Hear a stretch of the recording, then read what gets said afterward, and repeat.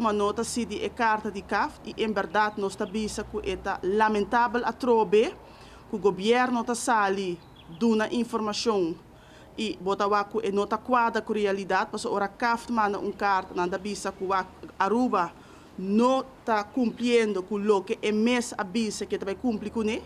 E nós por visa, eigenlijk, ora que nós estamos em marcha, dia 24 de luna passada, e acaba nós estamos aqui. Sobre que nós estamos agora, ora que esse man é por minha ministra sale visa que está done deal, cogeles door de kerk, e nós estamos acaba em momento é que essa aqui diz algo para bini, para trazer tiki luchtkasteel e fonang para esnang para não querer que nós costa bom, e agora que botawa que nós está chegando mais cerca de momento que botin com raia é 5% back. E ora que o aqui nana botawa que em verdade lo que nanta pisando bo nota quadra com realidade. Dus é trobe é lamentável porque já acaba esse no setor público, com semi-público tem mais que 2 anos acaba tá entregando e a trobe governo não tá honesto e é lamentável para o que so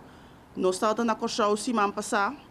e aí não por o que sequer governo tá chama sindicato tá sinta com não ta dialogar, ta explica a situação que não na Aruba nós temos governo que não ta sinta cubo na mesa que sali de rueda de prensa para avisar que ora que não ta claro, bota bem tenda, não ta bem informado e a trobe bota falta de respeito para a classe trabalhadora, falta de respeito para o pueblo, para a comunidade. E ta hopi lamentável, pero maneira nós avisa,